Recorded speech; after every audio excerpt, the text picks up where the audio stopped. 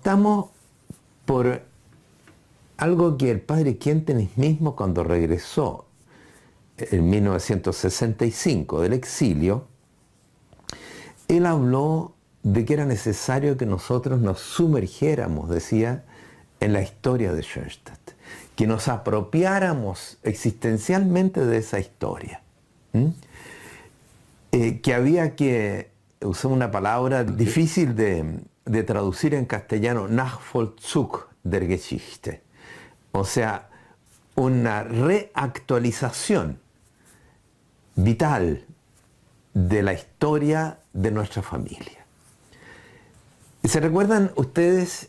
El padre, antes de Milwaukee, hablaba siempre de las actas de fundación.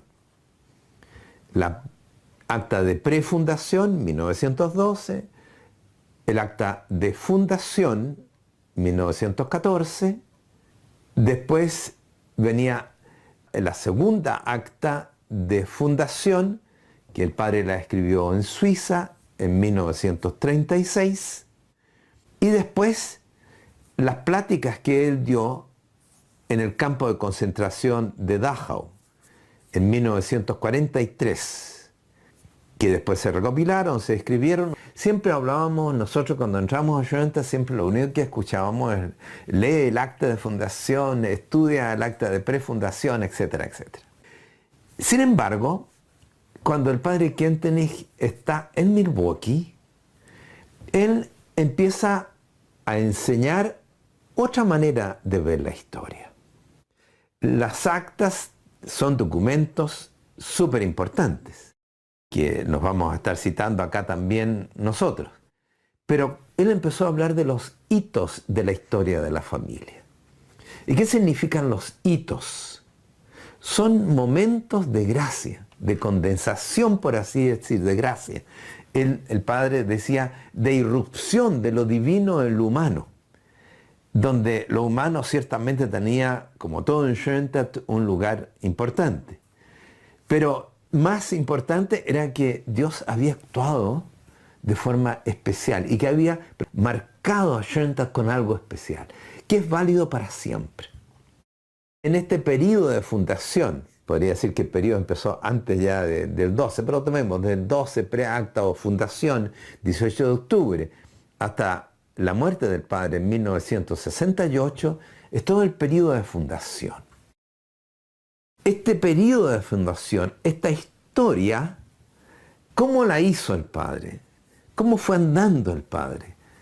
Fue guiado por esa idea, él llama una idea directriz, el hombre nuevo y la nueva comunidad, fue realizándola de acuerdo a las puertas abiertas, a las rendijas que a veces se abrían, a las puertas cerradas. Fue edificando Schoenstatt. Así se fue construyendo Schoenstatt. No se hizo en un escritorio. No es que el padre se puso a decir: así yo pienso que tiene que ser Schoenstatt, esta tiene que ser la organización. No, no fue así.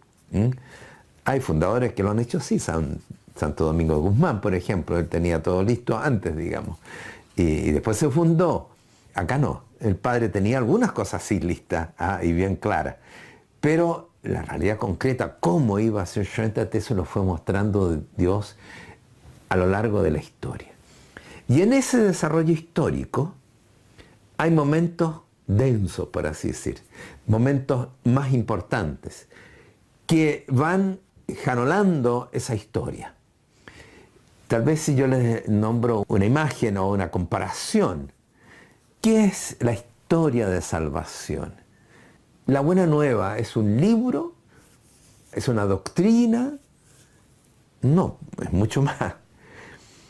Tiene una doctrina, pero lo esencial es que Dios intervino como Salvador, como Redentor, en momentos determinados. La Anunciación, esto es un hito básico de toda la historia de la salvación.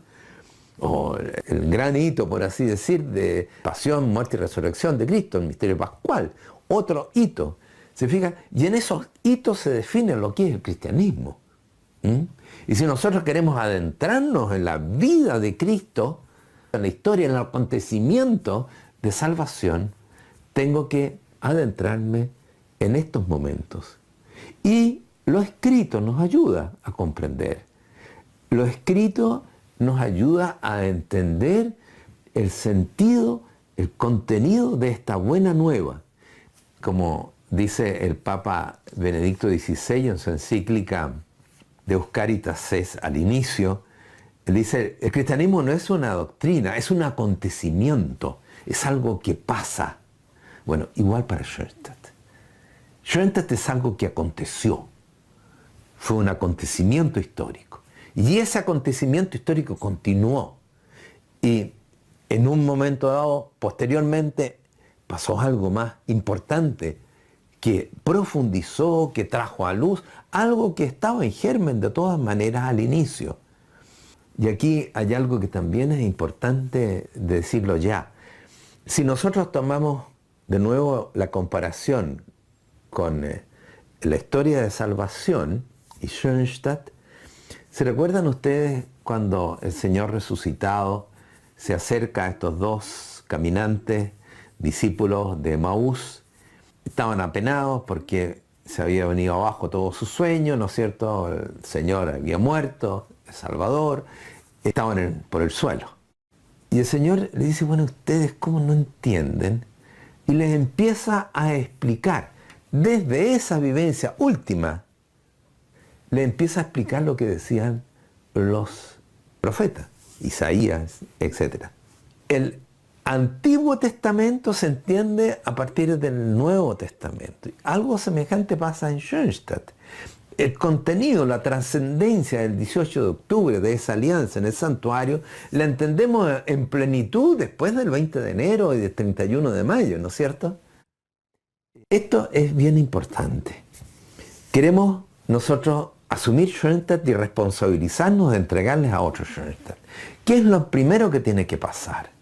Nosotros tenemos, volviendo a la palabra del Padre, que reactualizar vitalmente cada uno de nosotros, cada comunidad, la historia de Schoenstatt. Hacer suyos los hitos de la historia. ¿Cuáles son los hitos de la historia? Los conocemos muy bien. El primer hito, ¿no es cierto?, es el 18 de octubre de 1914, que acabamos de celebrar 100 años de ese hito. Luego, el segundo hito es el 20 de enero, que es un momento de gracia importantísimo que marcó la historia de Schoenstatt, y pues en ese momento Schoenstatt se plenifica interiormente. Y después, años después, ¿no es cierto?, en 1949, el envío del Padre del 31 de mayo. Y por último, cuando el Padre regresa en octubre de 1965, el cuarto hito. Son 4 hitos. No son, y esto es algo que quiero acentuarlo, no son grandezas separadas unas de otras. A veces se escucha así, bueno, es que el 20 de enero es de nosotros, el 31 de mayo es de nosotros, no, todo es de todos. El 31 de mayo sucedía aquí en Chile, pero es de toda la familia y es para toda la familia, no es la idea que es de los chilenos, ni mucho menos, es como si el 18 de octubre fuera de los alemanes, se fijan, no es así la cosa. Los hitos son un bien común, por así decir, de todos nosotros.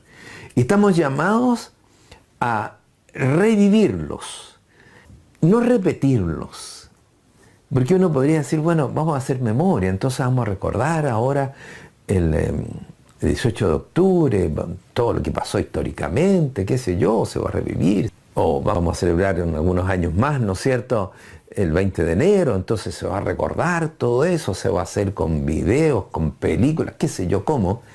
No es recordar solamente. No es que alguien nos venga a aclarar qué pasó en esa época, en ese hito. No es eso. Lo central, por cierto, tengo que saber qué pasó, cómo vivo yo ahora eso. Lo que pasó ahí es igual, de nuevo la comparación. El Señor murió y resucitó. No basta informarme de eso. Yo tengo que revivirlo en mí. ¿Se fijan? Si no, es una cosa que sé, pero no me cambia la vida, no me compromete mayormente. En cambio, esta historia revivida, reactualizada, el padre Joaquín Allende, que es bueno para traducir, digamos, y buscar palabras nuevas, dice, habla de la reviviscencia de la historia de la familia. Reactualización. Estos 4 hitos tenemos que hacerlos nuestros. Y nosotros tenemos que transmitir el contenido de esos 4 hitos a las personas con las cuales estamos. Empezamos evidentemente por el primero. Pero siempre vamos a tener presente la totalidad. Y cuando estemos en el cuarto vamos a mirar hacia atrás. Siempre es un solo desarrollo histórico. No son cosas estancas, o sea, separadas una de otra. No.